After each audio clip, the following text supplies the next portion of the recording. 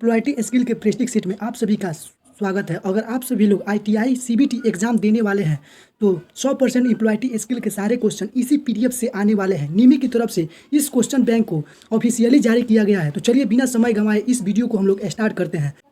लेकिन उससे पहले अगर आप हमारे चैनल पर नए हैं तो चैनल को सब्सक्राइब कीजिए और बेल आइकन को प्रेस कीजिए, क्योंकि हम इसी तरह का नए नए वीडियो हर रोज़ लाते रहते हैं। तो चलिए बिना किसी देरी किए हुए इस वीडियो को हम लोग स्टार्ट करते हैं। तो चलिए आज हम वो सारे क्वेश्चन करवा देंगे जो आपके CBT एग्जाम में एम्प्लॉयटी स्किल के क्वेश्चन आने वाले हैं। PDCA cycle, P stands for PDCA cycle में P का अर्थ क्या होता है?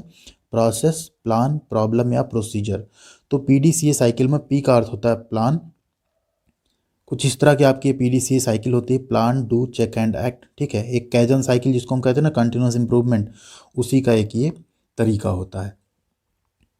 अगले क्वेश्चन पे चलते हैं। अगला क्वेश्चन है what does Siri stands for? Siri stand, अब सीरी क्या होता है? जो 5S आपने पढ़ा होगा, जापानीज वर्ड है 5S।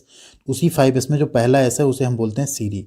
इसका मतलब होता है सॉर्टिंग आउट। 5S क्या होता है? वर्क प्लेस के लिए एक तरीका है जापानीज का। तो इसमें 5S पहला क्या होता है? सीरी मतलब होता है सॉर्टिंग आउट, मतलब चीज़ों को सॉर्ट करके अलग अलग करना। देन होता है स्ट्रेटन, मतलब उनको क्या करना? सेग्रीगेट करके सही सही जहाँ अलग अलग जहाँ रखना। फिर होता है साइन, उनकी साफ सफाई चमक रखना उसमें, उसको हम बोलते हैं सीसो। ठीक है, सीरी, सीटॉन, सीसो, सिकेत्सु एंड सित्सुके, इतने ये 5S आपके होते हैं। लास्ट का होता है सस्टेन। तो ये आप यहाँ पे देख लीजिए, इसका आप चाहें तो स्क्रीनशॉट भी रख सकते हैं। अगर इसमें से कुछ और भी आता है तो आप आसानी से कर पाएंगे। अगला क्वेश्चन है as per factories act 1948 canteen should be provided in the factory if workers are more than. कारखाना अधिनियम जो 1948 के अनुसार क्या हुआ? कारखाने में कैंटीन की व्यवस्था की जानी चाहिए अगर श्रमिक कितने से अधिक हों, तो 250 से ज़्यादा हों तो किसी भी कंपनी में कारखाने में कैंटीन की व्यवस्था होनी चाहिए, ऐसा कारखाना अधिनियम यानी फैक्ट्री एक्ट में लिखा हुआ है। नेक्स्ट क्वेश्चन है, देखिए what the expansion of ILO। कई बार पूछा गया क्वेश्चन है ILO का विस्तार क्या है? तो कई बार बच्चे इंडियन लेबर ऑर्गेनाइजेशन लगा देते हैं, तो वो नहीं है, ये है इंटरनेशनल लेबर ऑर्गेनाइजेशन। क्या है? International labour organisation. अगला क्वेश्चन देखिए, which one of the following is an air pollutant. Air pollutant यानी इनमें वायु प्रदूषक कौन सा है? ऑक्सीजन ये तो हो नहीं सकते, हम लेते ही, या नाइट्रोजन, एटमॉस्फेयर में 78% है, कार्बन डाइऑक्साइड या कार्बन मोनोऑक्साइड। तो जो कार्बन मोनोऑक्साइड है, CO जिसको हम बोलते हैं, इसे हम एक एयर पॉल्यूटेंट बोलते हैं। अगर कहीं कार्बन मोनोऑक्साइड ज़्यादा हो, आप उसको इनहेल कर लें तो आपकी डेथ भी हो सकती है, कि ये हैजार्डस गैस होती है। अगला क्वेश्चन है अ रिज्यूमे शुड बी। एक रिज्यूम या एक बायोडाटा होना चाहिए शॉर्ट एंड प्रिसाइज यानी संक्षिप्त और सटीक, फैंसी एंड कलरफुल यानी फैंसी और रंगीन, having long and detail information लंबी और विस्तृत जानकारी होनी चाहिए, या हैविंग एक्रोनिम्स एंड एब्रिविएशन। यहाँ ध्यान दीजिए, ये जो सारे क्वेश्चन है ना, ये हैं आपके जो नया सिलेबस आया उसके अकॉर्डिंग है। तो इसमें से आपके CBT एग्जाम में भी पूछे जा सकते हैं, और जो नया सिलेबस है उसी से हमने सारे क्वेश्चन ये बनाए हैं आपके लिए। क्योंकि अभी एग्जाम चल रहे हैं इसलिए हम मॉडल पेपर्स दे रहे हैं, अदरवाइज हम आपको मॉड्यूल वाइज करवाते। तो पहला क्वेश्चन इसमें जो पहला ऑप्शन है शॉर्ट एंड प्रिसाइज यानी संक्षिप्त और सटीक होना चाहिए, वो सही है। तो आप लोग जब कमेंट में बताते हैं वीडियो कैसी लग रही है, तो हमको भी अच्छा लगता है। वो चाहे नेगेटिव फीडबैक हो भी आप दीजिए कि क्या वीडियो में खराबी है, तो उसको हम सुधारने की कोशिश करेंगे। Fill in the blank with correct word, सही शब्द से रिक्त स्थान की आपको पूर्ति करनी है। अब देखिए इंग्लिश लिटरेसी का क्वेश्चन है, दे स्पेस गुड फ्रेंड्स। अब यहाँ देखिए फ्रेंड्स है एंड दे है, दे मीन्स क्या है? वह सभी। ठीक, तो वह सभी क्या है? अच्छे दोस्त हैं, तो इनके साथ क्या आ जाएगा? आर आ जाएगा, क्योंकि यहाँ पे प्लूरल नंबर्स हैं। तो दे आर गुड फ्रेंड्स। वैसे भी ही सी और इट के साथ हम लगाते हैं इज, आई के साथ लगाते हैं am, and be and they के साथ लगाते हैं आर। अगला क्वेश्चन है 8 है, when you greet higher official such as teacher, instructor और सुपरवाइजर यू शुड यूज। जब आप शिक्षक, प्रशिक्षक या पर्यवेक्षक जैसे उच्च अधिकारियों का अभिवादन करते हैं तो आपको उपयोग करना चाहिए, क्या उपयोग करना चाहिए? गुड मॉर्निंग, हेलो, हे, हाय। तो आपको यूज करना चाहिए वहाँ पे गुड मॉर्निंग का, जो कि एक तरह से फॉर्मल कम्युनिकेशन के अंतर्गत आता है। नेक्स्ट है question, which one is a cardinal number. इनमें से कार्डिनल नंबर कौन सा है? तो ये सारे जो रोमन नंबर से ये ना हो कि क्या है, 3 जो होता है आपका ऑप्शन डी, 3, ये आपका कार्डिनल नंबर है। अगला क्वेश्चन है एक बाइट, ये IT लिटरेसी से एक बाइट इज इक्वल टू, एक बाइट कितने बिट के बराबर होता है आपको बताना है। 2 बिट, 4 बिट, 8 बिट या 16 बिट। तो राइट आंसर है 8 बिट्स। नेक्स्ट है a program that infects other program by modifying them is called. एक प्रोग्राम जो दूसरे प्रोग्राम को संशोधित करके संक्रमित करता है कहलाता है वायरस, एंटीवायरस, वेब पेज या नोटपैड। यहाँ पे आपका राइट आंसर है वायरस। नेक्स्ट है computer network that spans a regional national और ग्लोबल एरिया इज कॉल्ड। एक क्षेत्रीय, राष्ट्रीय या वैश्विक क्षेत्र में फैले कंप्यूटर नेटवर्क को हम क्या कहते हैं? तो उसे हम कहते हैं वैन यानी wide area network, option C. Next question है in M S Excel collection of worksheet is known as. M S Excel में वर्कशीट के कलेक्शन को मतलब संग्रह को किसके रूप में जाना जाता है? तो वर्कशीट 1, 2, 3, 4 जो भी होती हैं इन सबको मिला के जो बनता है उसको हम बोलते हैं वर्कबुक। ऑप्शन बी आपका यहाँ पे राइट आंसर हो जाएगा, वर्कबुक या कार्यपुस्तिका। नेक्स्ट क्वेश्चन है in M S Excel to insert a formula in cell B must begin the entry with an operator.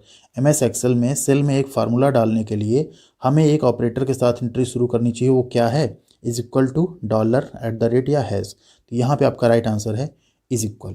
बराबर का जो सिंबल है ये आपको स्टार्ट करना होगा इससे, तभी आप फार्मूला उसमें डाल पाएंगे। अगला क्वेश्चन है what is the default name of newly created folder in Windows. अब आप जब विंडोज़ में कोई नया फोल्डर क्रिएट करते हैं, न्यू पे जाके आप फोल्डर पे क्लिक करते हैं तो उस फोल्डर का ऑटोमेटिक नाम क्या रहता है? फोल्डर, न्यू फोल्डर या ब्लैंक? तो उसका नाम रहता है न्यू फोल्डर। अगला क्वेश्चन है which device is use to connect telephone line to a PC. Telephone line को पीसी से जोड़ने के लिए किस उपकरण का उपयोग किया जाता है? मॉडेम का, मॉनिटर का, प्रिंटर का या हार्ड डिस्क का? ध्यान दीजिए जो मॉडेम है यहाँ पे ये राइट आंसर है इस क्वेश्चन का। अगला क्वेश्चन है which one is a search engine. Search engine कौन सा है? फ्लिकर, आर्कुट, हॉटमेल या याहू। अब गूगल तो आपको यहाँ पे दिख नहीं रहा होगा क्योंकि गूगल ही सबसे बड़ा सर्च इंजन है, तो गूगल नहीं है तो क्या हुआ? याहू एंड बिंग भी आपके क्या होते हैं? सर्च इंजन होते हैं। तो राइट आंसर क्या हो गया यहाँ पे? Option D, Yahoo. अगला क्वेश्चन है ozone layer is made up of. Ozone layer बना होता है 1 ऑक्सीजन एटम का, 2 ऑक्सीजन एटम्स का, 3 ऑक्सीजन एटम्स का या 4 ऑक्सीजन एटम्स का? तो यहाँ पे आपका राइट आंसर है 3 ऑक्सीजन एटम्स, इसका फार्मूला होता है O3। अगला क्वेश्चन है communication that involve exchanging information without use of word is called. संचार जिसमें शब्दों के उपयोग के बिना सूचनाओं का आदान प्रदान शामिल है कहलाता है। तो ऐसे संचार को हम क्या कहते हैं? इसको हम कहते हैं नॉन वर्बल कम्युनिकेशन, जिसमें आपका बॉडी लैंग्वेज, आपका गेस्चर, इन सब से क्या होता है? आप कोई चीज़ कम्युनिकेट करते हैं बिना किसी शब्द के, और जिसमें शब्दों का प्रयोग होता है उसको हम क्या कहते हैं? Verbal communication. अगला क्वेश्चन है in face to face communication body language accounts for. आमने सामने संचार में बॉडी लैंग्वेज का कितना परसेंटेज अकाउंट मतलब कितने परसेंटेज होते हैं? तो यहाँ पे है 55%। मतलब अगर फेस टू फेस आप कम्युनिकेशन कर रहे हैं, जैसे इंटरव्यू हुआ, किसी से आप बातचीत कर रहे हैं, तो जो आपकी बॉडी लैंग्वेज होती है उसका सबसे ज़्यादा रोल होता है उसमें। उसके बाद नंबर 2 पे आता है आपका 38% होता है आपका टोनलिटी, मतलब आप कैसे बोल रहे हैं, आपकी आवाज़ की पिच क्या है। एंड जो आप शब्द बोलते हैं वो सिर्फ और सिर्फ 7% मैटर करते हैं। तो यहाँ आप देख सकते हैं बॉडी लैंग्वेज कितनी ज़्यादा मैटर करती है, मतलब किसी कम्युनिकेशन में जो नॉन वर्बल पार्ट है वो कितना ज़्यादा मैटर करता है। अगला क्वेश्चन है listening to songs only to derive pleasure comes under. केवल आनंद प्राप्त करने के लिए गाने सुनना किसके अंतर्गत आता है?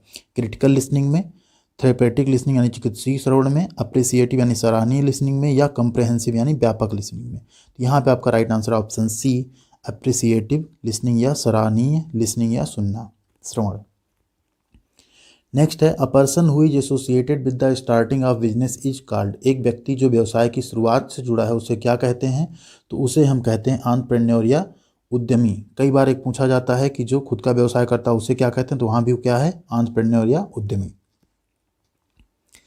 अगला क्वेश्चन है इन SWOT analysis which pair is helpful. अब SWOT एनालिसिस क्या होता है?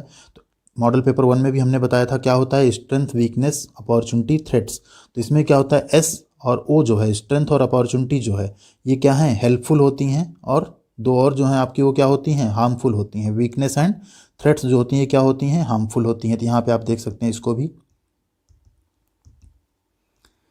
अगला क्वेश्चन है the enterprises engage in the production of goods is known as. माल के उत्पादन में लगे उद्यमों को किसके रूप में जाना जाता है?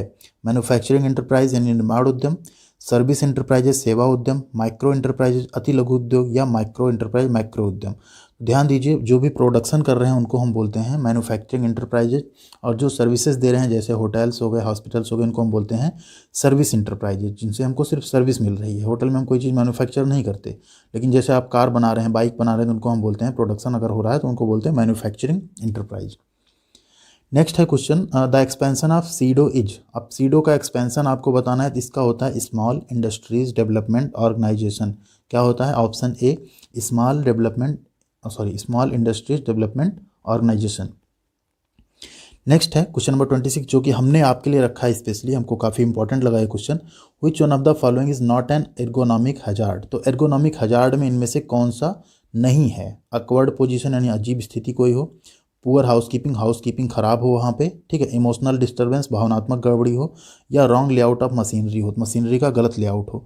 तो ध्यान दीजिए, ये और ये तीनों क्या हैं? एर्गोनॉमिक हजार्ड में आते हैं। लेकिन अगर भावनात्मक गड़बड़ी, आपका कोई इमोशनल डिस्टर्बेंस है, तो वो एर्गोनॉमिक हजार्ड में नहीं आता है।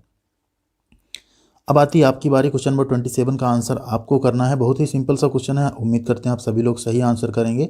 The process used by a business to verify the identity of their client is. एक व्यवसाय द्वारा अपने ग्राहक की पहचान सत्यापित करने के लिए उपयोग की जाने वाली प्रक्रिया क्या है? जीडीपी, केवाईसी, एटीएम या टीएफपी। तो जो भी राइट आंसर हो आपको कमेंट करके बताना है कमेंट बॉक्स में। जिसका भी कमेंट सही होगा हम लाइक और रिप्लाई जरूर करेंगे। और वीडियो कैसी लगी ये ज़रूर बताइएगा आप लोग सभी लोग कमेंट करके। और वीडियो पसंद आई तो लाइक आपने कर दिया होगा, नहीं किया तो कर दीजिए, अपने दोस्तों के साथ भी शेयर कीजिए। और चैनल पे सब्सक्राइब कर लीजिए नहीं किए हैं तो। इस पे आपको रेगुलर बेसिस पे स्टडी की वीडियोज़, जॉब की अपडेट, अप्रेंटिसशिप की अपडेट, आईटीआई की अपडेट्स आपको मिलती रहेगी। Thank you very much.